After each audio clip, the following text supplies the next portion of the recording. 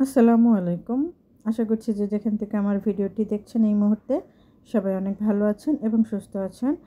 আল্লাহর অশেষ রহমতে আমরাও অনেক ভালো আছি। তো আজ আপনাদের সঙ্গে শেয়ার করব বাঁধাকপি কিভাবে ফ্রোজেন করে রাখা যায় সারা বছরের জন্য। প্রথমেই কয়েকটি বাঁধাকপি আপনি বাছাই করে নেবেন, একদম ভালো মানের কিছু বাঁধাকপি বাছাই করে নিতে হবে।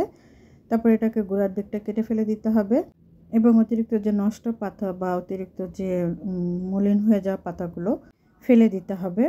তারপর এটাকে খুব ভালোভাবে পানি দিয়ে পরিষ্কার করে ধুয়ে নিতে হবে।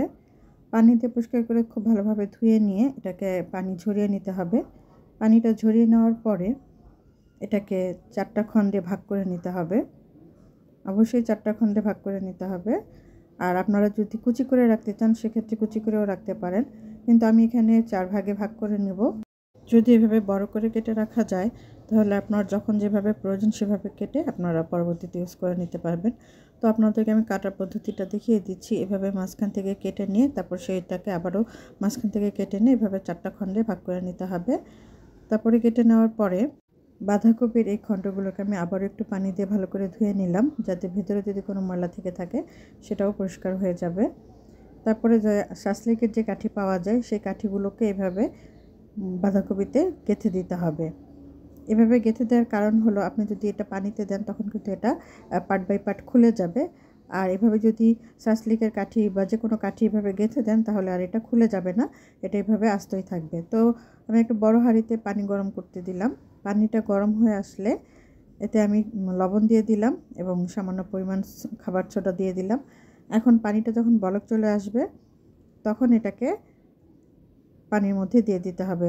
অবশ্যই বলক ওঠা পানিতে দিতে হবে। বলক ওঠা পানিতে দেওয়ার প্রায় মাত্র 2 মিনিট এটাকে এভাবে রেখে দিতে হবে পানির মধ্যে, বলক ওঠা পানির মধ্যে। ঠিক 2 মিনিট পরে এটাকে তুলে নিতে হবে। 1.5 থেকে 2 মিনিটের বেশি কোনোভাবে এটাকে ফুটন্ত পানির মধ্যে রাখা যাবে না। যদি আপনি এর থেকে বেশি সময় রাখেন তাহলে পরবর্তীতে যখন আপনি এটা রান্না করতে যাবেন তখন আর এটা খেতে ভালো লাগবে না। তাই অবশ্যই 1.5 থেকে 2 মিনিটের মধ্যে এগুলোকে তুলে নিতে হবে। তারপর এই বাঁধাকপিগুলোকে একটা স্ট্যান্ডের উপরে রেখে দিতে হবে যাতে পানিগুলো শুকিয়ে যায়। তারপর পানিগুলো যখন একদম শুকিয়ে যাবে, ঝরে যাবে, তখন এই বাঁধাকপিগুলো থেকে এই শাসলিকের কাঠিগুলো সরিয়ে নিতে হবে। তারপর এগুলোকে পলিতে অথবা জিপলক ব্যাগে ভরে আপনারা এগুলো ফ্রোজেন করে নিতে পারেন। আমি একটা বড় একটা পলি নিয়ে নিয়েছি। পলি নিয়ে এগুলোকে আমি সুন্দরভাবে সাজিয়ে নিয়েছি। সাজিয়ে নিয়ে একটার পর একটা আর কি সাজিয়ে নিয়েছি। সাজিয়ে নিয়ে এগুলোকে আমি এভাবেই রেখে দিয়েছি। তারপর আমি মুখটাকে সিল করে দিয়ে, অর্থাৎ মুখটা অফ করে দিয়ে আমি তারপরে এগুলোকে ঠিক এভাবেই ফ্রোজেন করে নিয়েছি। পরবর্তীতে যখন আমার যেভাবে লাগবে আমি সেভাবে কেটে এগুলোকে রান্না করে নেব। তো এভাবে আপনারা বাঁধাকপিগুলোকে ফ্রোজেন করে নিতে পারেন।